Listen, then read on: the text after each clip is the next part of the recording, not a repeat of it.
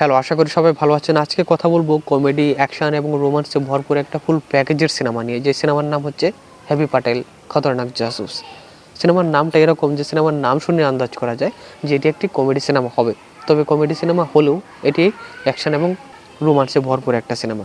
আপনারা যারা হালকা কমেডি টাইপের সিনেমা পছন্দ করেন, যেখানে মাথা খাটানোর কিছু নেই, জাস্ট দেখলাম এন্টারটেন নিলাম, এরকম সিনেমা যারা পছন্দ করেন তাদের জন্য একটা ভালো সিনেমা বা পছন্দসই একটা সিনেমা হবে হেভি পাটেল খতরনাক জাসুস, যেখানে লিড চরিত্রে অভিনয় করেছেন বীর দাস নিজে এবং এর সাথে সাথে আমির খান, ইমরান খান এবং মোনা সিং রয়েছেন।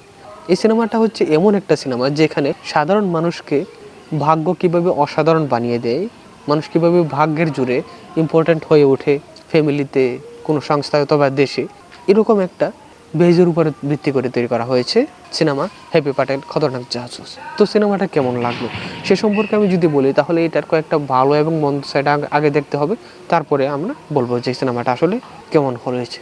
শুরুতে আমি এটার যদি কয়েকটা পজিটিভ সাইড বলি, তাহলে বলবো এই সিনেমার প্লটটা অত্যন্ত সুন্দর একটা প্লট। এই সিনেমার প্লটটা হচ্ছে ভারতীয় বংশোদ্ভূত এক আমেরিকান যে মূলত একজন স্পাই হিসেবে ইন্ডিয়াতে আসে এবং সে গোয়েন্দা হিসেবে আসলেও সে মূলত গোয়েন্দা হিসেবে ভালো না, যে কারণে সে বিভিন্ন ধরনের ভুল করে এবং সেইগুলোকে থেকে বিভিন্ন টাইমিংয়ের কারণে সেই ব্যাপারগুলো আমাদের কাছে কীভাবে কমেডি হয়ে ওঠে এবং ইন্ডিয়ার সাথে ওই স্পাইয়ের কী সম্পর্ক, মাটির নাকি মায়ের, এই ব্যাপারটার উপরে প্লটটা তৈরি করা হয়েছে।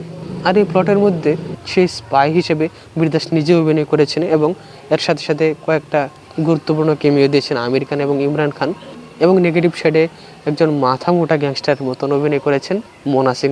তার জায়গা থেকে কিন্তু পারফরমেন্স সুন্দর দিয়েছেন। তারপর এর সাথে সাথে বিজিএমের যেসব কাজ সেগুলো দারুণ। এই সিনেমার যে বিজিএম সেগুলা দিল্লি বেলি, এই জওয়ানি হে দেওয়ানি, অথবা বিভিন্ন ধরনের সিনেমার বিভিন্ন ধরনের ব্যাকগ্রাউন্ড মিউজিক হিসেবে আমাদের সামনে আসে বিভিন্ন সিনের পরিপ্রেক্ষিতে। সিনেমাটা মূলত দেখার সময় কি পুরাটাতেই এন্টারটেন পাওয়া যায়, যে হালকাভাবে আমি হাসতেছি বা এনজয় করতেছি, টাইম পাস হয়ে যাচ্ছে, ভালো লাগতেছে, এরকম একটা সিনেমা।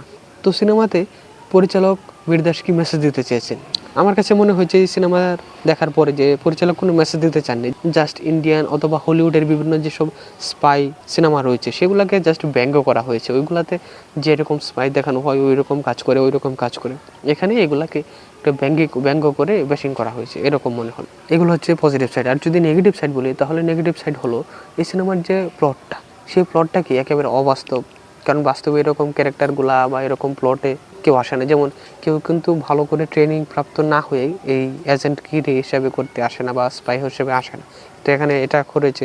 আবার মনে করেন এখানে কেমিও হিসেবে আমির খানের যে পারফরমেন্স সেটা দারুণ, কিন্তু আমির খানের স্ত্রী এবং তার সন্তানেরা তার সাথে যে ধরনের আচরণ করে এগুলোকে বাস্তবে হয় না এই ধরনের। আবার এই যে বীরদাসের যেসব কাজ কাম হয় সে স্পাই হিসেবে কাজ করতে গিয়ে, এই ধরনের কাজ কি বাস্তবে ঘটে না। এসব কি অবাস্তবে একটা বেজের উপরে তৈরি করা হয়েছে এই সিনেমাটা। আর এই সিনেমার মধ্যে কোনো গভীরতা নেই, যে যেটা দেখে ভালো লাগলে অথবা তাদের প্রেমের পরিণতি ওইরকম হলো, যেটা দেখে মনে হবে যে না সিনেমা দেখার পরেও কোনো একটা রেশ রয়ে যায়, যেরকম অন্যান্য স্পাই সিনেমাতে রয়েছে ওইরকম কি ভালো লাগা বা ওইরকম কিছু নাই, যেটা থাকা দরকার ছিল। যে কারণে এগুলো না থাকার কারণে কোনো সময় মনে হয়েছে যে আমি কি আসলে সিনেমা দেখতেছি নাকি কোনো টেলিফিল্ম টাইপের সিনেমা দেখতেছি, এরকম মনে হয়েছে কোনো সময়। তো সব মিলিয়ে বলবো জাস্ট একবার দেখার মতো, হালকা মুডে দেখার মতন বীরদাস পরিচালিত এবং বীরদাস অভিনীত সিনেমা হেভি পাটেল খতরনাক জাসুস সিনেমাটা দেখতে পারেন, জাস্ট একবার দেখার মতন।